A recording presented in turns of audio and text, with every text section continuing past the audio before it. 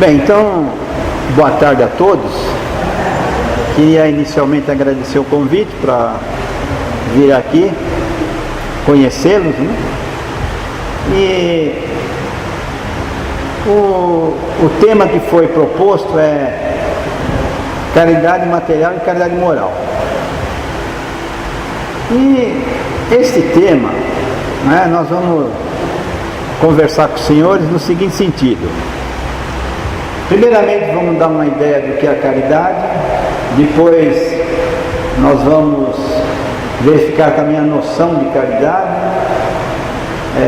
tentar entender um pouco essa questão da caridade material e moral, lembrar um pouco as palavras de Paulo e fazer um encerramento, né? Porque o discurso tem começo, meio e fim. Vamos ver se a gente consegue. Então a caridade, ela vem do latim caritas, que quer dizer amor. E também ela tem outra palavra que é caros, que é assim, apreço. Então na realidade a caridade é um amor, né? Só que algumas palavras, de tanto serem repetidas, elas acabam perdendo o seu significado original, o seu significado mais essencial.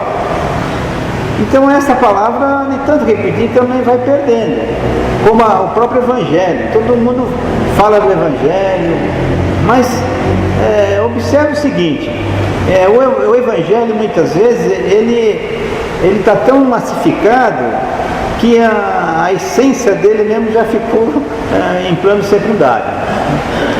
Então, o Espiritismo, por exemplo, ele tem uma função muito interessante, que é de resgatar essa originalidade, né? Por exemplo, se vocês pegarem o tema, o Consolador Prometido, no que está no Evangelho, qual é o objetivo desse Consolador Prometido? É reviver tudo que o Cristo disse, mas dando uma explicação mais racional, mais de acordo com a nossa época, ou tirando tudo aquilo que foi, ao longo do tempo, foi colocando que não tinha muito a ver com a essência do cristianismo.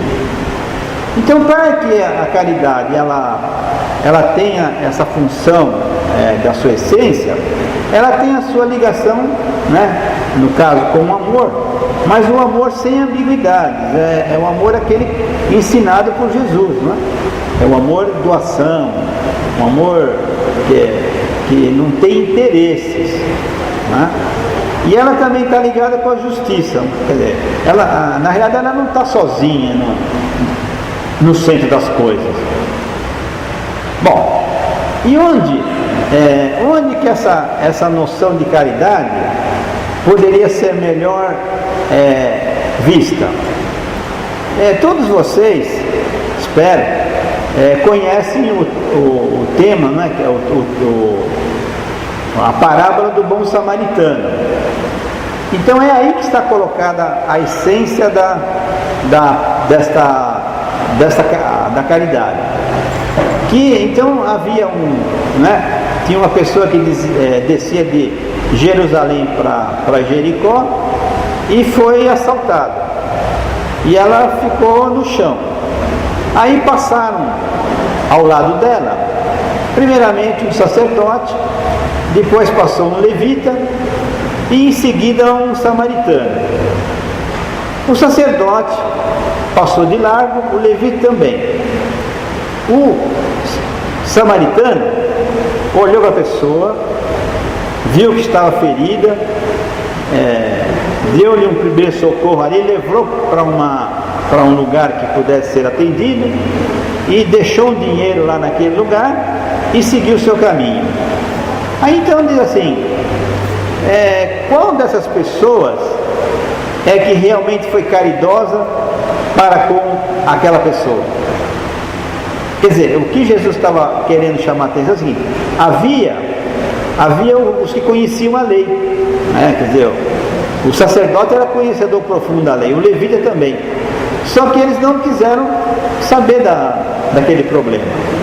O samaritano, que era tido como herege, aquele que desconhecia a lei, que era menosprezado por todos os seus pares ali, ele pegou a pessoa e levou para o lugar. Ora, então aí, o que fica claro aqui é que a caridade, ela não pode ter interesse, ela não tem nada a ver com a cor da pessoa, a raça, por qual escola ela é formada, nada disso. Quer dizer, a caridade tem que ser uma coisa que naquele momento, surgindo um problema, a pessoa toma uma decisão para ajudar o próximo. Então, posto isso, tenhamos em mente agora a ideia do tema mesmo, né? Quer dizer, a caridade material e a caridade moral. Bom, se nós pegarmos a caridade material, ela de certa maneira é muito fácil de entender. Então, eu acho que a maioria dos centros tem os seus trabalhos de assistência social, né? Então, o que é essa caridade material? É você pegar alguma coisa, né, e levar, ou dar para alguém um quilo de feijão, uma sacola de roupa, né, um objeto que já não está mais usando. Então você leva esse objeto, você vai dar para alguém. E isso aí seria, em linhas gerais, o que seria a caridade material. É doar alguma coisa até a física, não é? Mas a caridade moral, ela vai além, né? Ela tem outras implicações. Então é por isso que no Evangelho segundo o Espiritismo, os espíritos, né, eles dão algumas instruções, e esse tema está colocado no capítulo 13º, que é não saber a mão esquerda o que faz a direita, ou não saber o que uma fez. Bom, então nesse capítulo existem outros temas, como o óbolo da viúva, como a beneficência, né? E é interessante aqui que nessa passagem há duas instruções dos espíritos, né? Então, numa primeira instrução, ela começa, né, o espírito começa falando que nós deveríamos amarmos uns aos outros, né? E que essa seria a lei áurea, né? Então ali ele vai dizer assim: olha, se você é rico, ajude o pobre, não se enclausure na sua riqueza. Por quê? Porque você não sabe a situação daquela pessoa. Às vezes, aquela pessoa que é pobre, que é um pedinte, ela pode ter sido um filho seu, um pai, uma irmã, um irmão, porque nós não temos o relacionamento mais concreto de todos os entrelaçamentos entre as pessoas. Então, procure fazer o bem ao próximo, né, ajudando da melhor maneira possível, né? E vai tratando de alguns aspectos no convívio, no nosso convívio com o próximo, né? Bom, aí a outra mensagem, né, ela começa dizendo o seguinte, que a caridade ela pode ser feita, né, de várias maneiras, há várias formas de fazer a caridade, e que nós podemos fazer por pensamentos, palavras e atos ou ações. O pensamento é mais ou menos o que a nossa irmã no começo aqui pediu para nós vibrarmos, né? Quer dizer, vibrarmos para o nosso planeta, para o nosso Brasil, para a situação que estamos vivendo. Então, cada vibração nossa, cada fluxo do nosso pensamento é em benefício, é uma forma de caridade, porque é em benefício de todos. Você não está vibrando especialmente para um, para outro, não, está vibrando para a humanidade, para o nosso planeta. Quer dizer, por palavras, já você, quando entra em contato com alguém, ser dócil, né? Não agir de má fé. Quando alguém mais tolo do que nós fala muito, né? Aí nós teríamos que emprestar ouvido para essa pessoa, que não é fácil, né? Aliás, diz até que a maioria das brigas entre casais é que um não quer ouvir o outro, então, como ninguém ouve, acabam brigando. Agora, se ouvisse, né, se emprestasse os ouvidos, né, no caso aqui, vocês podem até estar exercitando a caridade, quer dizer, a caridade dos ouvidos para ouvir quem está falando. Então é uma forma de caridade também, né? Você vê que ela é tão sutil que muitas vezes nós não percebemos. Então, às vezes, numa resposta que nós damos para alguém, nós estamos praticando a caridade, na forma que nós abraçamos alguém. E até tem uma coisa interessante, que é que se você quiser se conhecer, vê se você consegue perceber que tipo de emoção você está estimulando nas pessoas ao seu redor. Então, se você chega num lugar, as pessoas ficam felizes quando você chega, ou elas querem sair de largo, né? Você é bem recebido, então é uma forma de perceber também. Quer dizer, se nós estamos dando carinho para as pessoas, nós estamos dando atenção, nós também receberemos em troco. Não é que é uma questão assim de egoísmo, é da lei natural, né? Não é assim? É dando que se recebe, né? Dando que se recebe. Quer dizer, se você der carinho para alguém, der um sorriso, né? Dar uma palavra, volta de alguma maneira. Às vezes não é aquela pessoa que eventualmente você queria a recompensa, porque muitas vezes nós queremos a recompensa, como assim, que a pessoa fala: muito obrigado por você ter falado isso e tal. Não necessariamente precisa ter agradecimento, né? Ele volta de alguma maneira para a pessoa que fez o bem, né? Então, observe que essas duas sentenças, né, duas instruções, ela começa com a máxima do amar ao próximo como a si mesmo, e termina, né, a outra termina também com amar ao próximo a si mesmo. Então essa é a lei áurea, né? Só que essa lei áurea, que é amar ao próximo como a si mesmo, na realidade ela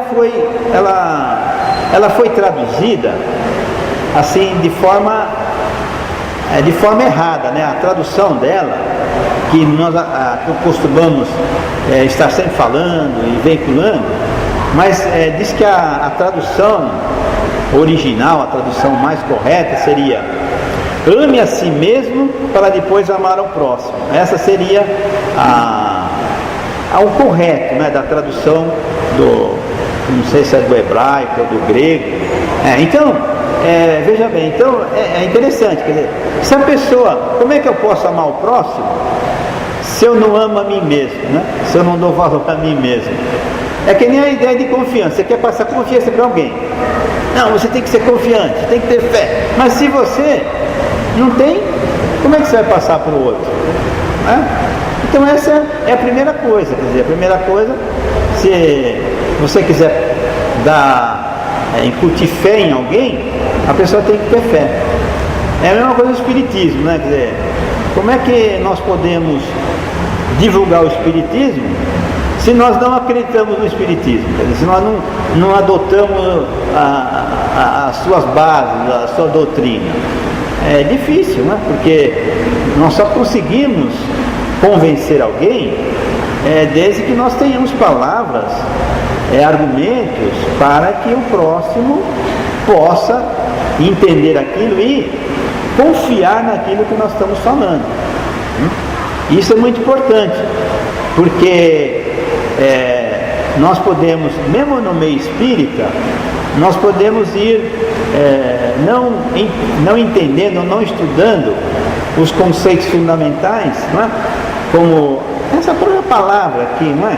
De caridade, e deixando para trás, deixando de lado aquilo que é fundamental. Bom, então também sobre esse assunto, tem uma passagem de Paulo que todos vocês também devem ter lembrança, mas eu só queria assim situar aqui para fazer uma reflexão, que é quando Paulo fala da caridade. Quer dizer, na realidade no Evangelho às vezes está como um amor, mas como caridade é o amor, elas se assemelham. Então ele diz assim, que se eu falasse a língua dos anjos, se eu tivesse a fé de transportar montanha, se eu soubesse da ciência, se eu conhecesse tudo que fosse possível, e assim ele vai indo, e chega, ele fala assim, e se eu não tivesse caridade, nada disso me serviria. Mesmo que eu deixasse o meu corpo ser queimado, e se eu não tivesse caridade, nada disso serviria.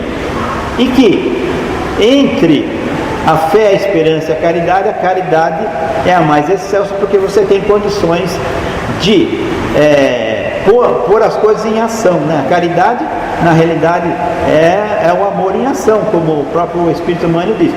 Então, a caridade está acima da fé e acima da esperança. Por quê?